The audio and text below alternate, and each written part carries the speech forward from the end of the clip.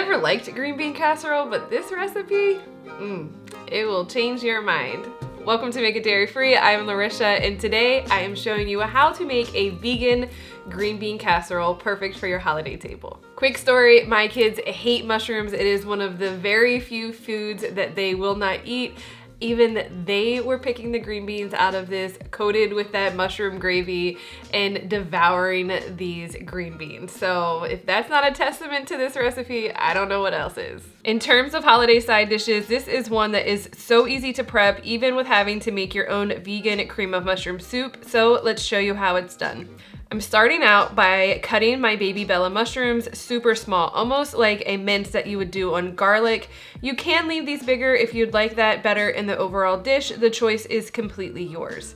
Then into a skillet, we are going to melt some vegan butter over medium heat and then cook our onions for about 3 minutes, getting them nice and soft and translucent. I'm using a sweet onion for this to balance out the mushroom's umami flavor. Then we're going to add in our mushrooms and cook for just about another minute or two, really mixing our ingredients together and allowing the butter to soak into our mushrooms. Then in with some fresh garlic and seasonings. We are using thyme and nutmeg, salt and pepper, and cook that for a few minutes before adding your flour and making a really nice thick roux. Then in goes our non-dairy milk and vegetable stock to get things juicy again. And we're going to cook this until it's nice and thickened, which shouldn't be more than just a few minutes. And honestly, that is how easy it is to make a vegan cream of mushroom soup.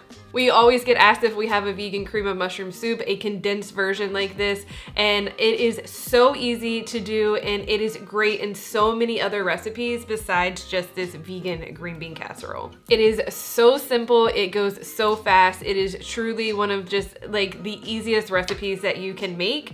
And besides cutting your mushrooms, which probably takes longer than the whole thing, it's like 10 minutes from the time you chop your mushrooms until it's completely done. What's also great about this is it is really great for freezing. So you can make a couple batches at one time and then freeze them in the portions that you want.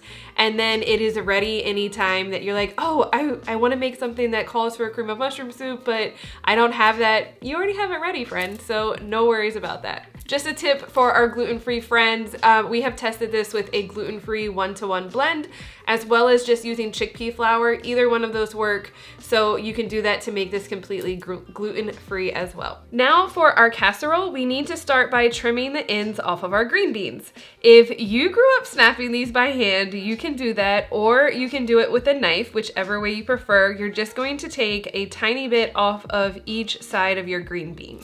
Once we have our green beans ready, we are going to grab our casserole dish and place in that cream of mushroom soup that we made, along with some non-dairy milk, black pepper, and optional, but some hot sauce. I like to stir this together to make sure I really have a smooth, cohesive mixture, and then add in our green beans and stir this so they're all coated really well. And then we are going to pop this into the oven at 350 degrees Fahrenheit for about 25 minutes. Just a few tips while that is cooking. 25 minutes really gives you like a snap to your green beans still. If you like them a little softer, you're gonna wanna go for about 30 to 35 minutes. I personally really prefer using fresh green beans. However, you can use canned green beans and you can use frozen green beans. If you were to go one of those two routes, I really recommend that you dry them off completely, or as much as you possibly can.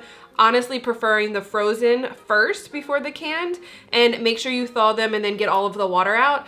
Doing that and getting all the water out, really make sure that you don't have a watered down, because everything is like frozen and then gets like mixed in with your liquid. Make sure you don't have a watered down dish, and make sure that you don't have something that turns out really mushy at the end. Also, it is classic to make these with whole green beans. However, if I am serving this dish to people, especially if it is at the holidays or if there are kids around, what I really prefer to do is to cut these in half, just so it's more of like a bite-sized piece instead of trying to fit the whole green bean into your mouth while there's a whole bunch of people around, especially maybe if you're taking a first date somewhere. Also, again, the hot sauce is completely optional. It doesn't really make this spicy, but just gives it a nice little oomph, if you will. All right, you're gonna take it out of the oven and add your fried onions on top, and then we are going to place that back into the oven for 5 minutes. You take it out and voila, you just made this easy green bean casserole that is completely vegan, even though you can't tell. So a few tips if you are making this for the holidays. That cream of mushroom soup that we made in the beginning of this, you can make that up to a week in advance so it goes even faster the day or before or the day of you're making it.